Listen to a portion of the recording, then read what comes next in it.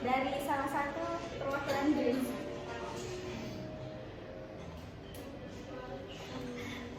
Selamat sore. Silahkan duduk.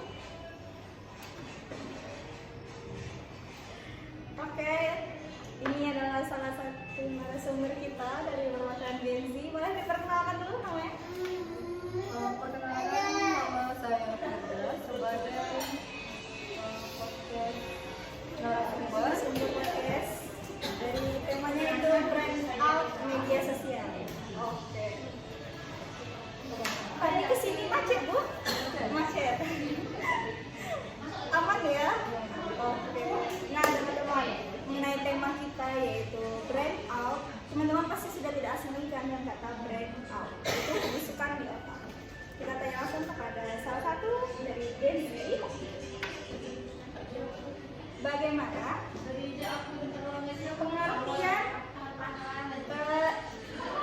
pengertian Firda mengenai brand out terhadap media sosial ini?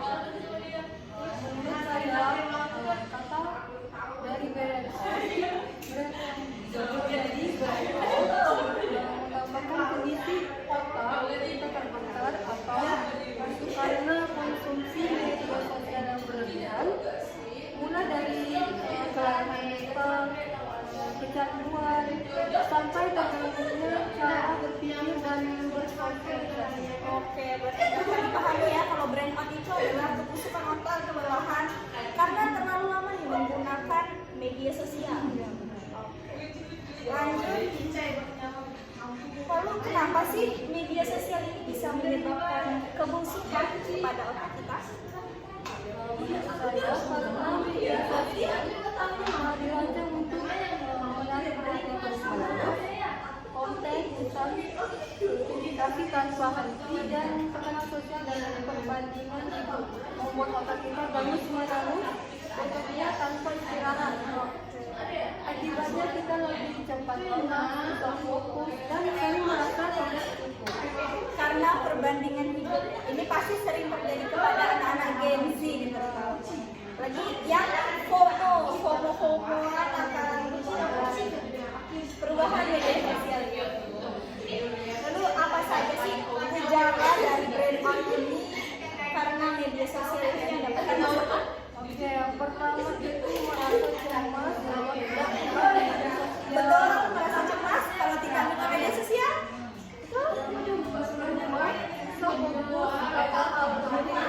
Fokus pada hal penting ini sering terjadi kepada anak-anak Gen Z ya. Gampang sekali untuk ke-trigger terhadap hal-hal tertentu. Kemudian yang ketiga itu merasa hidup orang lain lebih baik. Overthinking ini memang penyakit dari Gen Z. Insecure, overthinking, FOMO, itu memang penyakit dari Gen Z ya. Yang keempat itu hilangnya motivasi karena terlalu banyak membandingkan diri dengan orang lain. Oke, jadi karena kita sibuk membuka media sosial, kita juga kurang motivasi melihat kok orang-orang seperti ini ya, kok orang ini gitu ya. Lagi kita hobi check out ya, check out Shopee barang sering.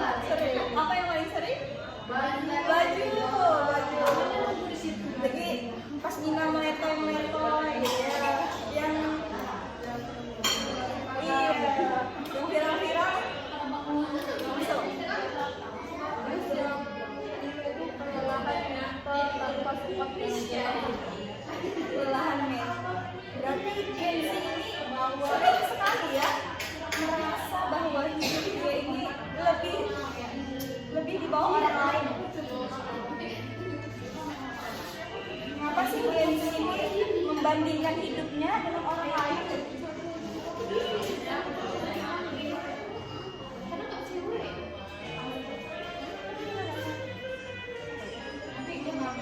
Membandingkan diri gitu kan sesuatu yang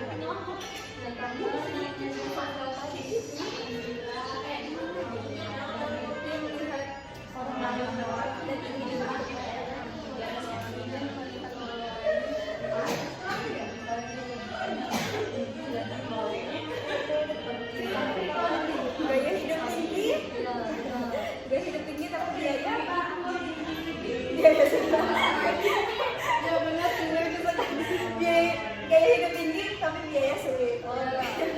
Terima kasih.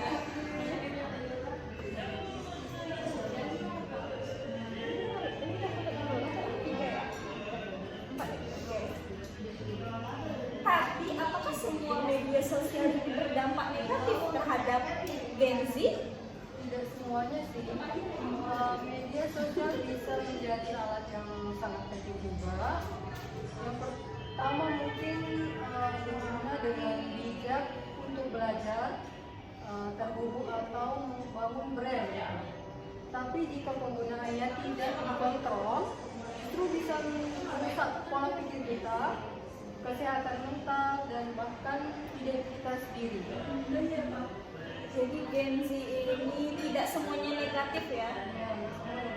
Jadi dia bisa mengeksplor branding ya, jualan gitu.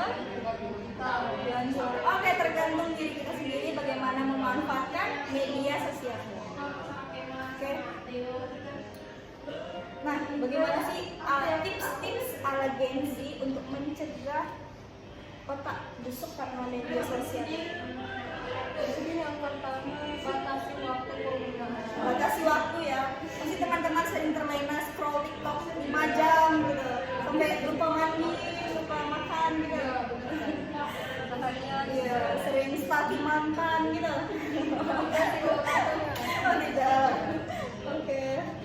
terus yang kedua, berani siapa yang menginspirasi.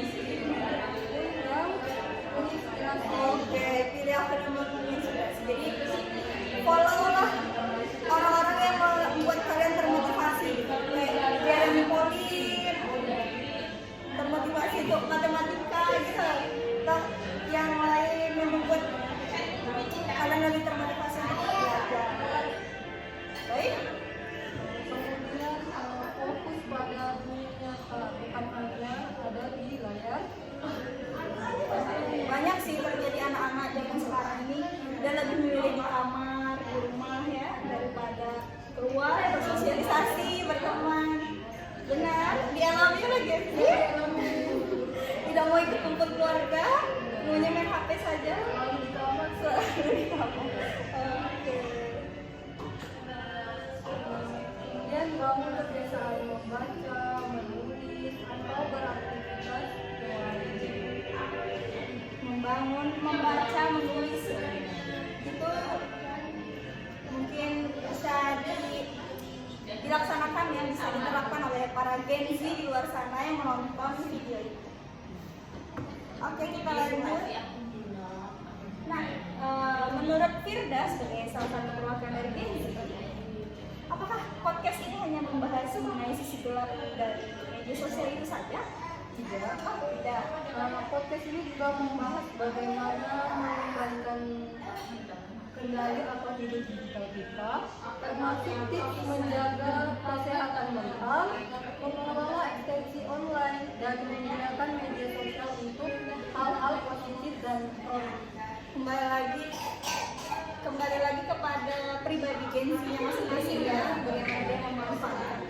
Jadi tidak semua ini tentang sisi gelap media sosial, ada juga positifnya seperti itu.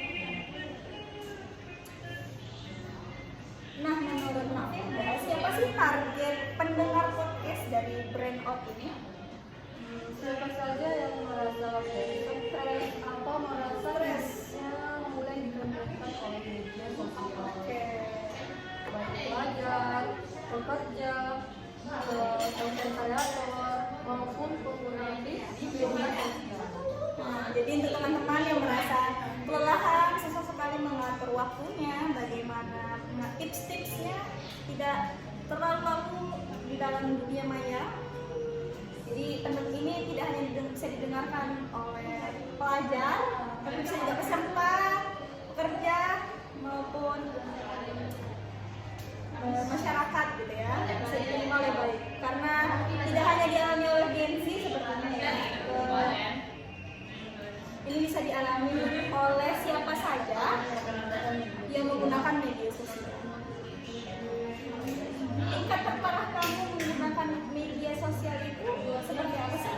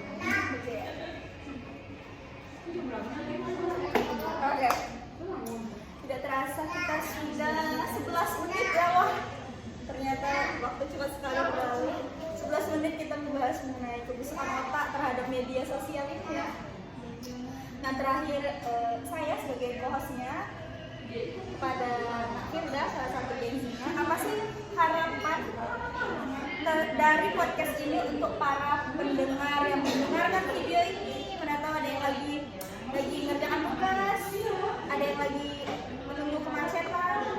Harapannya boleh disampaikan? Harapan saya pendengar bisa lebih sadar, kritis, dan bijak dalam menggunakan media sosial. Podcast ini mengajak untuk berhenti jadi korban dan mulai jadi pemilik itu atas pikirannya sendiri. Semangat, bagus kayak itu betul. Itulah harapan dari salah satu narasumber kita yaitu Kenzi, dan dari saya hostnya yaitu saya akan menyampaikan pergunakanlah media sosial kalian itu dengan tepat, karena apa yang kalian lihat itu akan mempengaruhi otak kalian. Jika kalian melihat yang positif, mungkin kalian akan termotivasi, dan jika kalian melihat sesuatu hal yang negatif, itu akan memutus syaraf otak kalian. Oke, tak terasa kita sudah di penghujung acara. Boleh sama-sama, boleh kita bilang like, comment, dan subscribe? Boleh ya. Dari kamera. Sama kita bilang jangan lupa